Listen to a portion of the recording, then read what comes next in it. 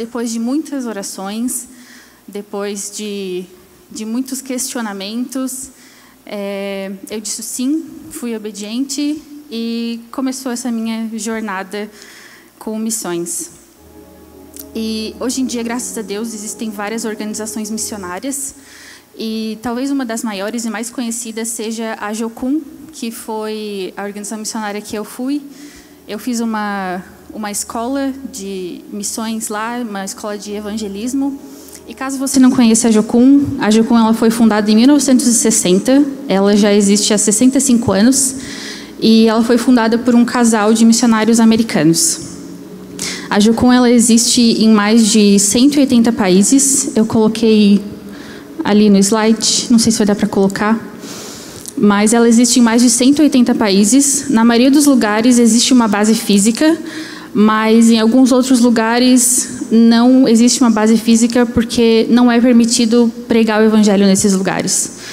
Então, ali no mapa dá para ver naquela região ali em cima da África, são os países do Oriente Médio, ali na China, também não é permitido pregar o evangelho abertamente. Mas, apesar de não existir uma base física, existem missionários da Jocum e de outras organizações também que vivem lá. Então, a Jocum ela tem mais de 50 cursos, não são 50 cursos em cada base missionária, são 50 cursos espalhados em diversas Jocuns ao redor do mundo. E, caso você se interesse, eu coloquei ali só uma informação que Jocum, na verdade, é a sigla Jovens com uma Missão, e que foi traduzido para o português e para o espanhol, mas, na verdade, a forma mais conhecida da Jocum, e o nome original é YWAM, que é a mesma coisa, só que em inglês. Então, Jocum é mais conhecido aqui para a gente, para os países da América Latina. E quando as pessoas geralmente têm esse primeiro contato com a Jocum, iniciam na Jocum, elas fazem um curso chamado ETED, que é a Escola de Treinamento e Discipulado. Essa escola ela varia de acordo com a base. Algumas bases desse curso têm uma média de 6 meses, outras 5, o período de duração. E na base que eu fui, que é a base em Lausanne, na Suíça, esse curso ele acontece durante 5 meses. E ele é dividido em 2 etapas. 3 meses é a parte teórica, que é quando a gente só fica na base. E a gente se prepara, a gente busca Deus, a gente busca crescer espiritualmente. E depois os outros 2 meses, que é a parte prática, a gente vai para algum outro lugar, alguma outra nação. E lá a gente foca em fazer missões e em evangelizar. Ali eu coloquei aquelas fotos, que no caso é a minha turma. Nós éramos de 15 nacionalidades diferentes no total, então era uma turma bem diversa. E foi uma experiência que, claro, tem seus desafios, mas sempre quando eu penso naquele período, vem muito mais memórias boas do que as dificuldades em si. E durante esse período da ETED, que a gente está estudando lá na base, a gente aprende, estuda, conversa sobre vários temas, como caráter e natureza de Deus, Espírito Santo, batalha espiritual. E são vários temas que são falados de forma que todo mundo consegue entender. Porque existem pessoas lá que cresceram na igreja, que já têm uma boa noção do Evangelho, da Bíblia, mas tem outras pessoas que estão começando na caminhada cristã. Então, toda semana a gente trabalhava um tema diferente, a gente estudava sobre isso. E mesmo para quem já sabe, já domina determinado tema, é sempre bom voltar e relembrar algumas coisas. Então, ali eu coloquei umas fotos, no slide anterior, eu acho, sobre a rotina na base. Naquela primeira foto, é uma foto que eu bati das aulas que a gente tinha toda manhã. Como eu disse, a gente estudava um tema cada semana. Ali embaixo, a gente tinha um ministério prático, que é quando a gente colocava a mão na massa. A gente também trabalhava lá na base. Nós éramos divididos em alguns grupos. Alguns ficavam responsáveis por cozinhar, por limpar a cozinha, limpar banheiro, limpar as áreas comuns. Inclusive, caso você ache que ficar um dia na limpeza, no retiro, é demais, eu te garanto, é bem tranquilo. Então, não reclame. Ali em cima eu coloquei, ali em cima e do lado, era um momento de louvor que a gente tinha lá na base. Ali era um vídeo, mas acho que não vai dar para passar. Mas era um momento de louvor que a gente tinha com toda a base, porque lá existem estudantes que estudam, né, em diversos cursos, né, cursos diferentes, e também existem missionários que estão lá na base a longo prazo. E a gente se juntava todo mundo, os líderes dos cursos, todos, e a gente começava a semana com um momento de louvor, adorando a Deus. E era o meu momento favorito, assim. A gente também, outra coisa que fazia parte da nossa rotina era ir para o centro da cidade. A gente ia para o centro lá de Lausanne e a gente fazia evangelismo nas praças, no jeito tradicional mesmo. A gente abordava pessoas na rua. Às vezes tinha pessoas sentadas em bancos, a gente se aproximava e perguntava se podia conversar. E a gente sempre tentava puxar o assunto, né, sobre religião, sobre o que a pessoa acreditava, qual que ela via que era o propósito dela na vida. E dependendo da abertura da pessoa, a gente orava por ela. E era a forma mais tradicional, digamos assim, de evangelismo. Outras coisas que a gente também tinha na base, que fazia parte da rotina, era a intercessão. Toda semana a gente intercedia por um tema específico. E era uma rotina, assim, cheia. Mas era muito bom, e era bom estar com outras pessoas, conhecer sobre novas culturas e principalmente estar fazendo tudo isso buscando a Deus. Quando a gente começa a ETED, a gente não sabe para onde a gente vai na próxima fase. A gente não sabe qual vai ser o país que a gente vai ser enviado. Então, em determinado momento do curso, os nossos líderes falam para a gente, eles oram, eles pedem a direção de Deus. E na minha turma, né, a gente foi dividido em 2 grupos. O meu grupo foi enviado para o Egito e o outro grupo foi enviado para o México. Eu fiquei muito feliz quando eu soube que eu ia ser enviada para o Egito, porque eu sempre gostei de estudar sobre a história do Egito quando eu estava na escola, no ensino fundamental, e eu sempre achei muito legal aquela questão de mistério sobre as pirâmides e sobre a cultura. E eu tinha esse sonho quando eu era pequena de um dia ir para o Egito, mas ele estava meio adormecido, assim. E eu creio que Deus não tinha esquecido desse sonho, e Ele realizou esse sonho, e da forma mais bonita possível, que foi com o propósito de fazer missões e falar de Jesus para as pessoas do Egito.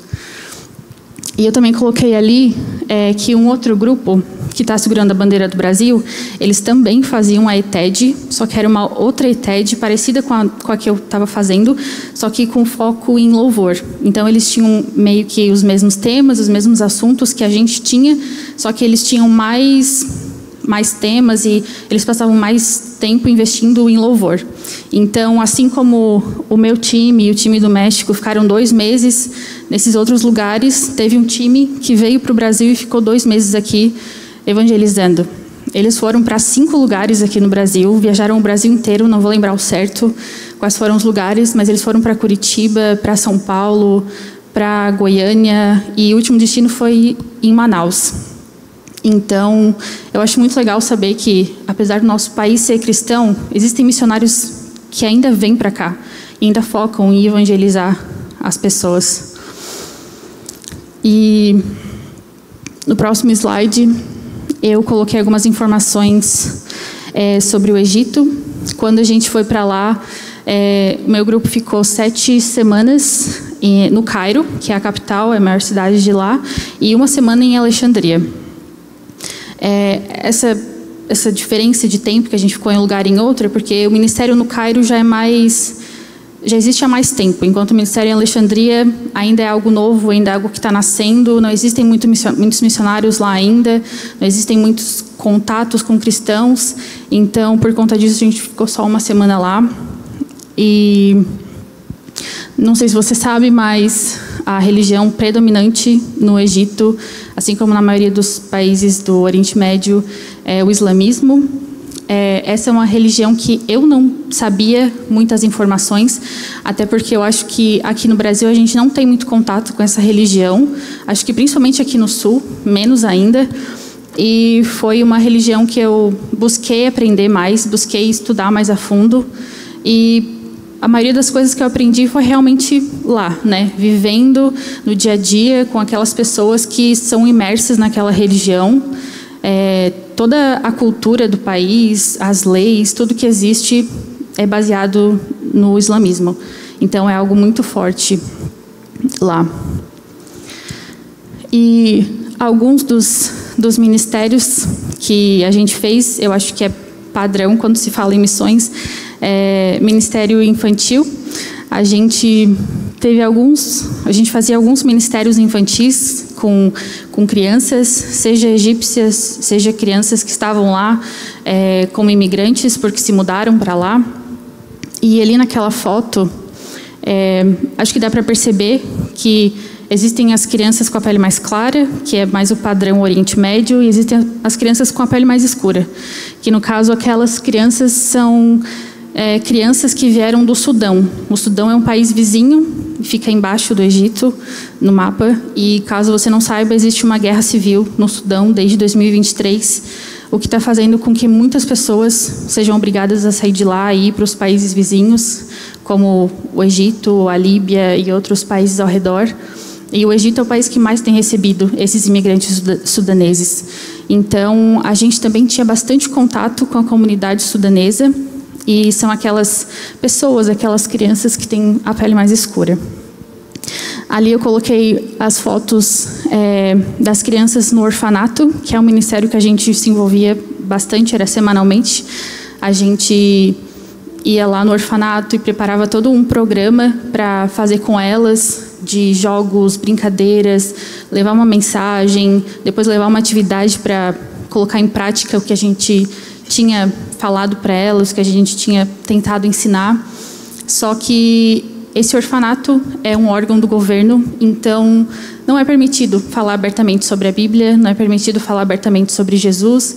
Então, o que a gente fazia era pregar valores e princípios cristãos, já que a gente não podia falar abertamente sobre a Bíblia. Já para as crianças que são imigrantes sudaneses lá no Egito, a gente podia falar sobre a Bíblia, até porque o diretor dessa escola que a gente ia, ele é cristão. Então, a gente podia falar sobre as histórias da Bíblia, a gente também fazia programas parecidos com elas, de brincadeira, de contar histórias. E ambas elas, tanto as crianças do orfanato como as crianças da escola, sempre foram muito receptivas e sempre muito amorosas. Mas não sei se você já esteve no orfanato, eu nunca tinha ido, foi a primeira vez. Então, é algo assim muito difícil de encarar. É claro que a gente não falava sobre isso com as crianças, até porque muitas delas nem entendiam por que elas estavam lá, o que estava acontecendo ali.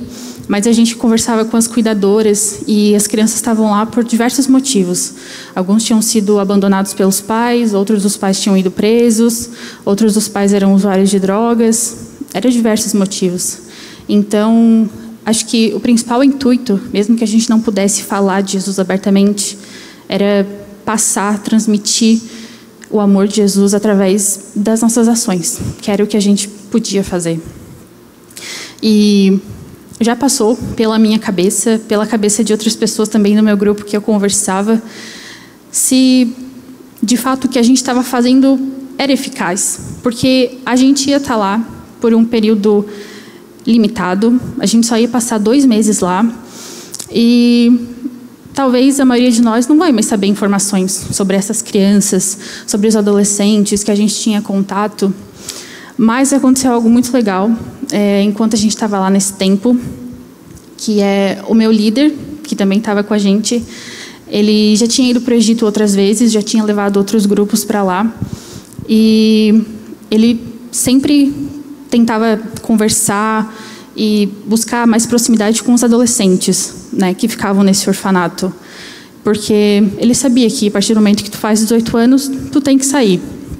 E esse foi um fato que aconteceu.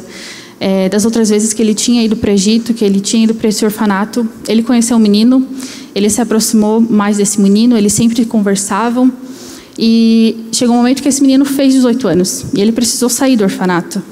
Mas um dia ele soube que o meu líder ia estar lá, né, no orfanato, então ele foi lá para visitar, ele queria ver meu líder, ele queria conversar, E ele falou que ele já tinha ouvido falar muito de Jesus, graças a esses grupos que já tinham ido no orfanato ao longo dos anos, e que apesar de ele ser muçulmano, ele estava buscando saber mais sobre esse Jesus da Bíblia, esse Jesus que a gente pregava.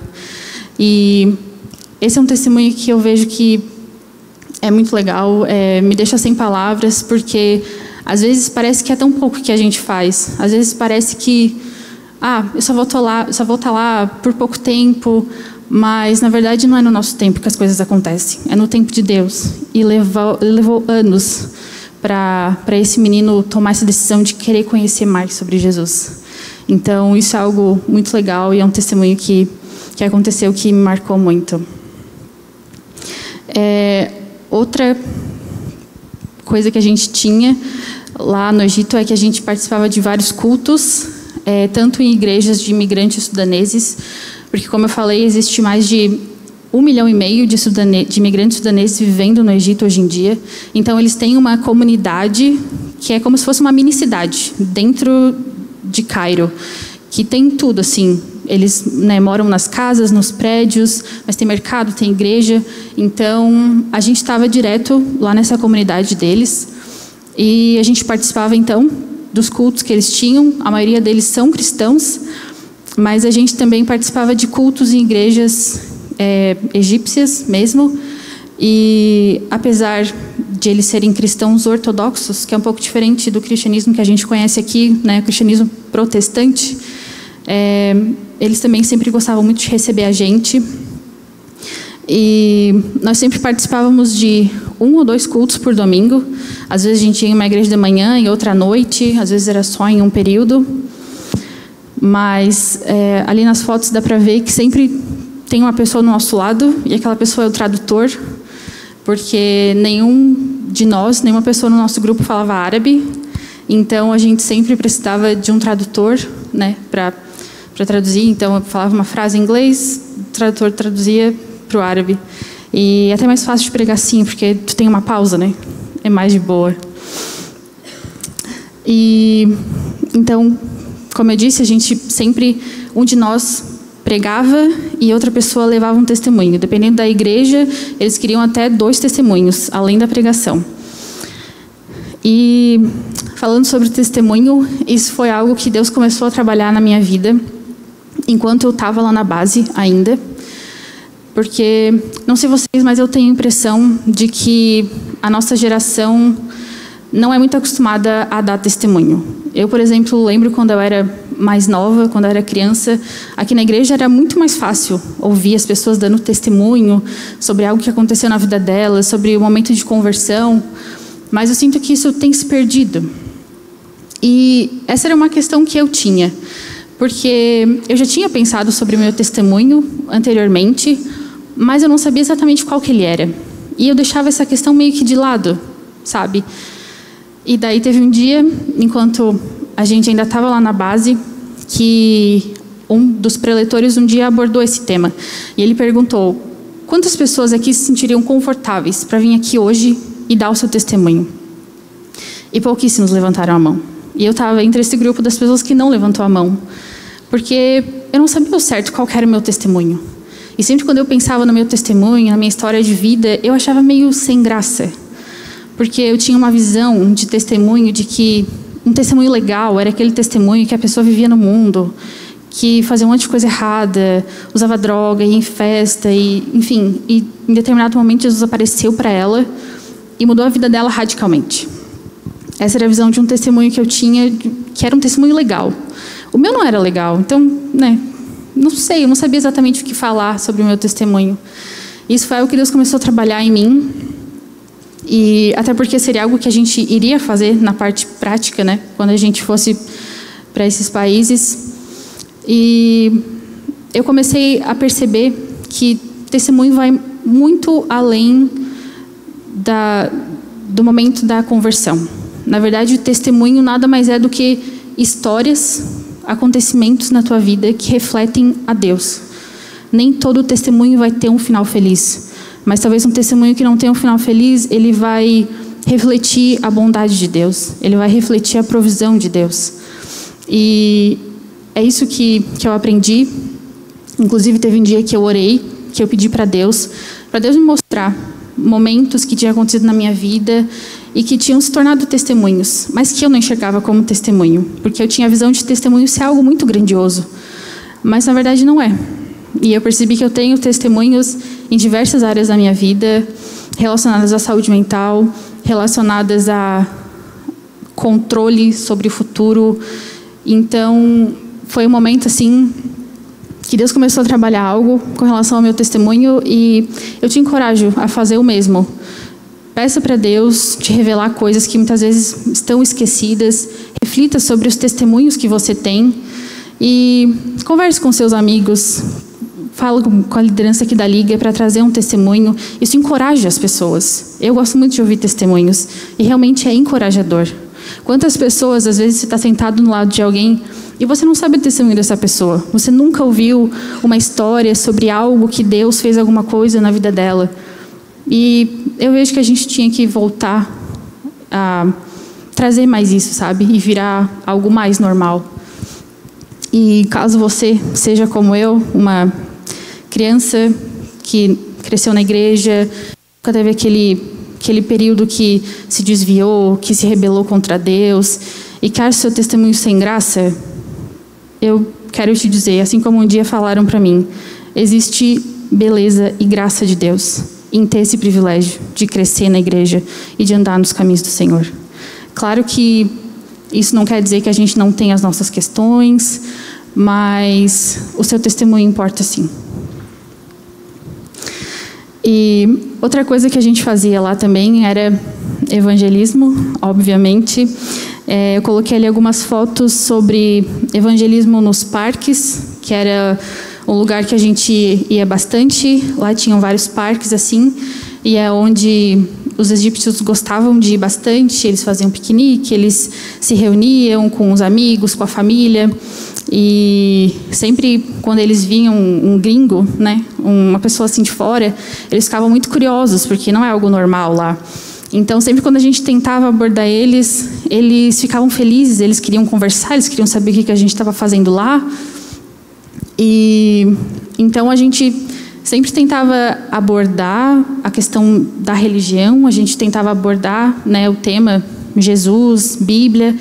A maioria deles eram muçulmanos, então era muito difícil, né? Nem sempre eles davam abertura, mas sempre existiu muito respeito, tanto da nossa parte quanto da parte deles, assim. Inclusive, teve até alguns momentos que, com determinados grupos, a gente chegou a ter um pequeno debate sobre o cristianismo e islamismo, mas sempre com muito respeito. E eu creio que até esses debates, essas conversas que a gente tinha, foi uma semente plantada, e não foi em vão. Então, além desse evangelismo nos parques que a gente fazia, que está no próximo slide, a gente também fazia visita a imigrantes sudaneses, como eu mencionei, e também imigrantes sírios. Assim como no Sudão, a Síria tem passado por uma guerra civil há mais de 10 anos e muitos sírios têm saído de lá por conta dessa guerra. E o Egito também é um dos países que tem recebido esses imigrantes sírios. Eu não tenho muitas fotos sobre essas visitas que a gente fazia, até porque a gente ia na casa dessas pessoas e pedir uma foto, às vezes, né, não era muito confortável, mas eles sempre eram muito abertos para receber a gente, e também, sempre quando a gente ia, a gente levava um alimento, porque a gente sabe que a situação de imigrante, a maioria das vezes, é difícil, e muitos deles não tinham nem o que comer. Eu me lembro da primeira visita a imigrante que a gente fez, foi numa casa de um casal de sudaneses. Eles estavam no Egito há pouco tempo, e acho que eles tinham uns 6, 7 filhos. E daí eles, né, começaram a conversar com a gente sempre puxando assunto, porque eles são mais tímidos. E eles falaram que a mulher estava desempregada, ela ficava só em casa cuidando das crianças, o marido também. Ele era professor de matemática, se eu não me engano, mas ele não estava conseguindo achar emprego em nenhum lugar. E eles não sabiam se eles iam ter o que comer no dia seguinte, até porque era uma família de 9 pessoas. Então, sempre quando a gente chegava com uma sacola com alimento, eles ficavam muito felizes. E cristianismo, eu vejo que também é isso. Ver a dor do próximo e se compadecer. E fazer alguma coisa, né? Se possível. E esse dia foi muito difícil, talvez por ter sido a primeira visita que a gente fez, o primeiro contato que a gente teve. E eu lembro de sair dessa visita, né, sair da casa deles e entrar na van e chorar muito, assim, e ver tamanho privilégio que a maioria de nós tem, tamanho privilégio que eu tenho de ter comida na mesa, da segurança. E lá, infelizmente, os imigrantes sudaneses, eles sofrem bastante racismo e xenofobia. A maioria dos egípcios, né, não todos, não gostam deles, eles querem que eles voltem para o país deles. Então, é algo muito, muito difícil, assim, a situação que eles estão passando lá. Mas, ao mesmo tempo, quando a gente conversava com aqueles que eram cristãos, a maioria deles sempre falava sobre Deus e sempre tinham muita fé em Deus. Eles falam, alguns deles tiveram que atravessar um deserto entre o Sudão e o Egito para chegar lá em Cairo, e eles falam que eles atravessaram dias no deserto com criança no braço, e eles falam que eles pensavam em desistir, eles pensavam em retornar, mas que o que dava força para eles continuar era Deus. E assim, é uma fé que chega a ser constrangedora, sabe? Porque a gente não tem essas mesmas dificuldades aqui. Talvez em outras partes do Brasil seja mais comum essa questão de miséria, de pobreza, mas aqui onde a gente vive é muito difícil ver essas coisas. Então, era bem difícil ver algumas coisas, mas ao mesmo tempo era tão encorajador ver tamanha fé deles. E claro que a gente sempre orava, segue orando por essas famílias e torcendo para que Deus venha prover tudo que eles precisam. Outro testemunho que eu tenho para dar de uma dessas visitas foi uma visita que um outro grupo fez. Eu não estava nesse grupo, mas um outro grupo com pessoas do meu time fizeram para uma senhora que era da Síria, já estava vivendo lá no Egito há alguns anos, e ela era muçulmana. Ela já recebeu outros times que já tinham ido em outros anos, outras vezes para lá. Ela sempre recebia os times porque ela fala que ela gostava de estar em contato com os jovens, ela gostava de estar em contato com estrangeiros. E então a palavra já estava sendo pregada para ela há muito tempo. E teve um dia, em uma dessas visitas, que um grupo de pessoas, um outro grupo do meu time foi, e ela falou que ela teve um sonho com um homem de branco, e que ela fala que é Jesus. E ela falou que ele apareceu para ela claramente, e ela disse que ela queria entregar a vida dela para Jesus. Essa, inclusive, é uma forma bem comum que muitos muçulmanos relatam, que eles têm sonhos com Jesus, com um homem de branco, e a partir desse sonho eles aceitam Jesus. E é claro que toda vida que vem para Jesus, toda pessoa que aceita Jesus é motivo de alegria, mas eu vejo como uma grande vitória quando uma senhora muçulmana, que foi a vida inteira doutrinada pelo islamismo, aceita Jesus. Então, esse também é um testemunho que aconteceu e que eu louvo muito a Deus por ter participado, de certa forma, disso. Eu já estou encerrando, mas eu só gostaria de falar mais umas coisas antes de encerrar, que é, assim como eu vejo que as pessoas têm um certo preconceito, uma certa ressalva com a palavra testemunho, eu vejo a mesma coisa com o evangelismo.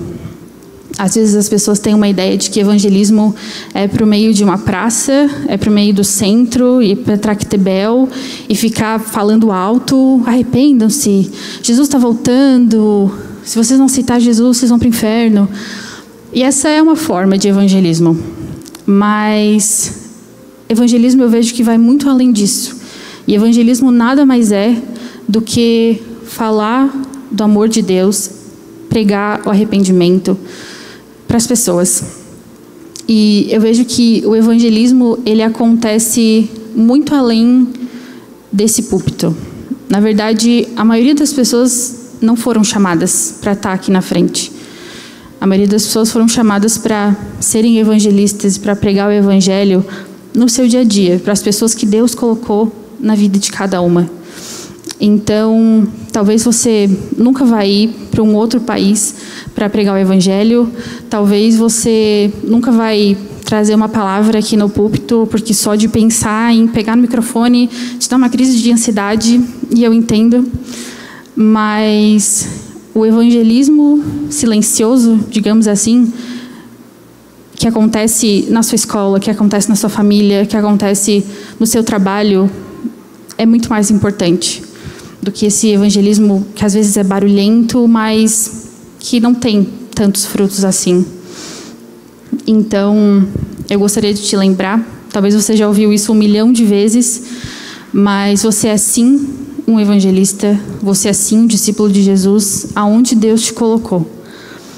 E não deixe de pregar o evangelho, não deixe de se distrair com todas essas coisas que esse mundo oferece, e que não sejamos egoístas ao ponto de só buscar conquistar coisas aqui na terra e esquecer de falar desse amor que já nos alcançou para outras pessoas que querem e que estão sedentas desse amor.